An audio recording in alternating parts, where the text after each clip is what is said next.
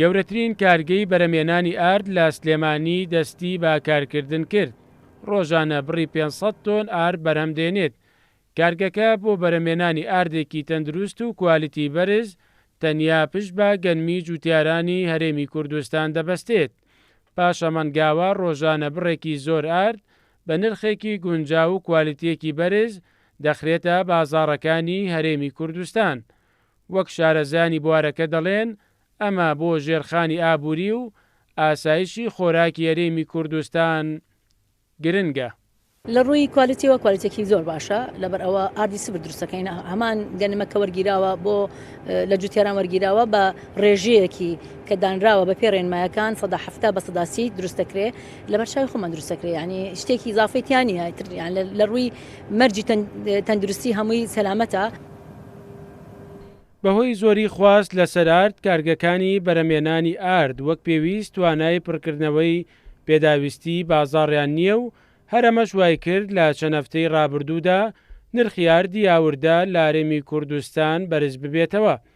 بەڵام وەک وەزیری کشتوکاڵی حکوومەتی هەرێم وتی، دوای کەوتنەکاری چەند کارگەیەکی ناوخۆیی بڕێکی زۆر ئارد بەرهەم دێنرێت.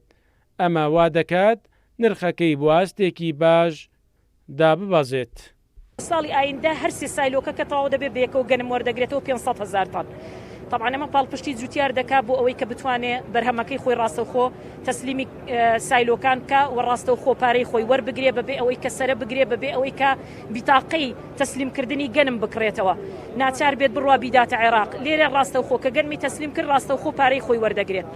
لە دیاریکردنی نرخدا ئێمە لە وەزارەتی کشتوکاڵ حتمەن پاڵپشتی جوتیار دەکەین. بە خۆشحاڵیەوە ئێمە لە دوای ئەوەی کە هەردوو کارگەکەمان هەفتەی داهاتوو خۆشناویش بەرەمەکانی دەخاتە بازاڕەوە، لە دوای ئەوەی کە ڕامانگەیەن بەرهەمی کارگەکانی خۆمان دێتە بازاڕەوە، نرخی ئار بە ڕێژەیەکی بەرچاو دابەزی.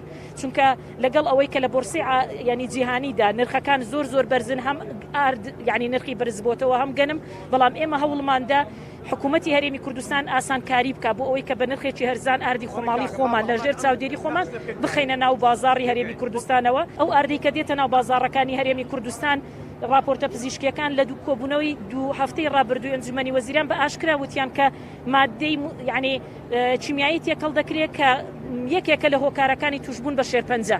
لەبەرەوە ئێمە ئەوە لە ژێر چاودێری خۆمان بەبێ هیچ مادەیەکی چیمیایی بەرهەم دێنرێت کە گرنگی خۆی هەیە.